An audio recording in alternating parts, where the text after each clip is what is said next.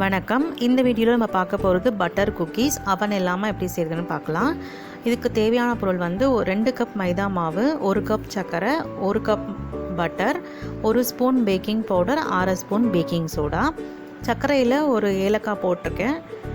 ஏலக்காய் போட்டு பொடி பண்ணிக்கோங்க. உங்களுக்கு ஏலக்காய் வாசம் பிடிக்காது அப்படின்னு பார்த்தீங்கன்னா எதனா ஒரு வெண்ணிலா எசன்ஸ் நீங்கள் சேர்த்துக்கலாம்.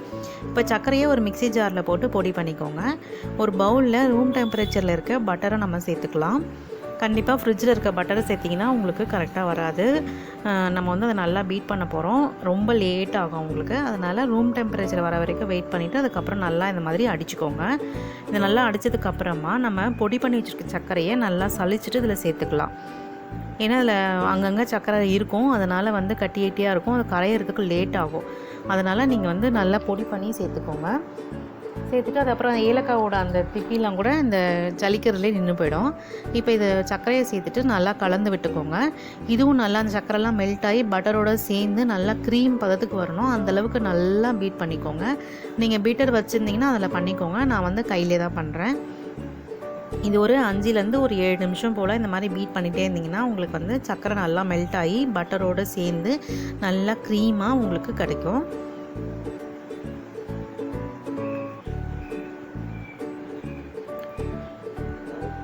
இப்போ பாருங்கள், இது ரெடி ஆகிடுச்சு. இப்போ நம்ம இதில் வந்து மைதா மாவை சேர்த்துக்கலாம்.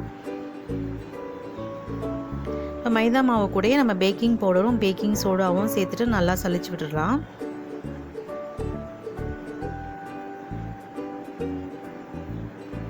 இந்த மாதிரி சலிக்கும் போது எல்லாம் அந்த மைதா மாவு, பேக்கிங் பவுடர், பேக்கிங் சோடா 3மே நல்லா கலந்து உங்களுக்கு கிடைக்கும்.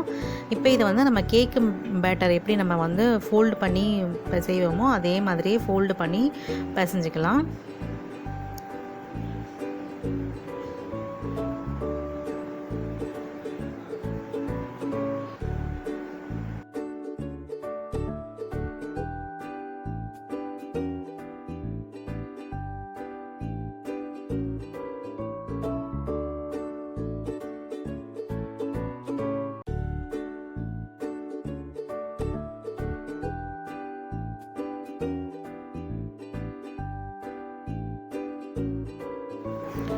பாருங்கள், எல்லாம் நல்லா ஒன்றா சேர்ந்து வந்திருக்கு. இப்போ நம்ம இது எல்லாத்தையும் கையிலேயே ஒரு பால் மாதிரி நம்ம பண்ணிக்க போகிறோம்.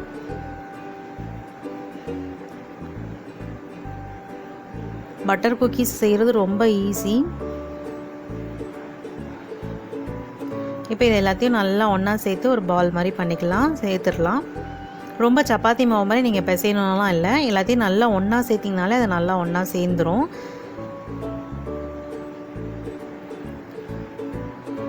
இப்போ நம்ம அவனுக்காக ஒரு பாத்திரத்தை அடுப்பில் வச்சுருக்கேன்.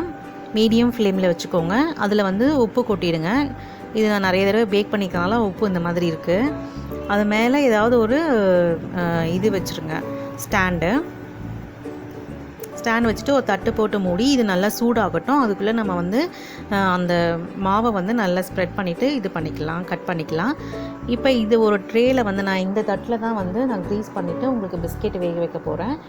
அதனால் நான் வந்து இந்த தட்டு எடுத்துருக்கேன். இந்த ட்ரே எடுக்கிறதுனாலும் ட்ரே எடுத்துக்கலாம்.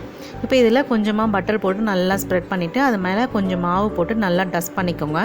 இந்த மாவு போடுறது வந்து இதில் ஒட்டாமல் வரத்துக்காக. நீங்கள் எதுனா பட்டர் பேப்பர் போடுறதுனாலும் போட்டுக்கலாம். இப்போ இது ரெடியாக இருக்கட்டும். இப்போ மாவு வந்து 2 போர்ஷனாக பிரிச்சுட்டு நம்ம முதல்ல ஒரு போர்ஷனில் பிஸ்கெட் கட் பண்ணலாம். இதுக்கு நல்லா பால் மாதிரி பண்ணிவிட்டு நல்லா கையிலேயே ப்ரெஸ் பண்ணி விட்டுக்கோங்க. நம்ம வந்து சப்பாத்தி கட்டையை வச்சு தேய்க்கணும்லாம் இல்லை. கையில் இந்த மாதிரி ப்ரெஸ் பண்ணிங்கனாலே உங்களுக்கு நல்லா ஸ்ப்ரெட் பண்ணி விட்டாங்கனாலே நல்லா ஸ்ப்ரெட் ஆகிடும். இது கொஞ்சம் வந்து தளர்வாக தான் இருக்கும் மாவு. அதனால் கொஞ்சம் எல்லாத்தையும் ஒன்றா சேர்த்து ஸ்ப்ரெட் பண்ணி விட்டுக்கோங்க. அதுக்கப்புறமா என்ன ஷேப் வேணுமோ அந்த ஷேப்பில் நீங்கள் வந்து கட் பண்ணிக்கலாம். நான் வந்து ஒரு ரவுண்ட் ஷேப்பில் தான் கட் பண்ண போகிறேன். நான் வந்து ஒரு மூடி எடுத்திருக்கேன். அந்த மூடியை வச்சு கட் பண்ணிக்கிறேன். இது வந்து வேக வைக்கும் போது நல்லா ஸ்ப்ரெட் ஆகி இன்னும் கொஞ்சம் பெருசாகிடும். அதனால் வந்து நீங்கள் வந்து கொஞ்சம் திக்காகவே சேர்த்துக்கோங்க. இப்போ இதில் ஸ்மைலி போடணுன்றதுக்காக ஸ்மைலி கண்ணை வாய் வைக்கிறோம். ஆனால் கண்டிப்பாக ஸ்மைலியோட இது வந்து காணாமல் போயிடும், கண்ணும் வாயும். இப்போ இது பார்க்கும்போது ரொம்ப அழகாக இருக்குது.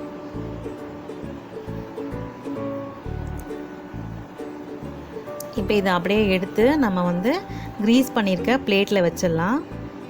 கொஞ்சம் இடம் விட்டு வச்சுக்கலாம். அப்போ தான் இது நல்லா ஸ்ப்ரெட் ஆகி பெருசாக வரும். இந்த மாதிரி மாவை வந்து ஒன்றா சேர்த்து இந்த மாதிரி கூட நம்ம கட் பண்ணிக்கலாம். இப்போ வேக வச்சுருக்க நம்ம தட்டில் எடுத்து வச்சுருக்க அந்த குக்கீஸை நம்ம அவனில் வச்சு வேக வச்சிடலாம். ஒரு 20 நிமிஷம் நல்லா இது மீடியம் ஃப்ளேம்லேயே நல்லா வேகட்டும். 20 நிமிஷம் கழித்து பார்த்தீங்கன்னா நம்மளோட குக்கீஸ் வந்து ரெடி ஆகிடும். ஸ்மைலி ஃபேஸ் காணாமல் போயிடுச்சு, இருந்தாலும் பரவாயில்ல, பார்க்கும்போது நல்லா தான் இருக்குது.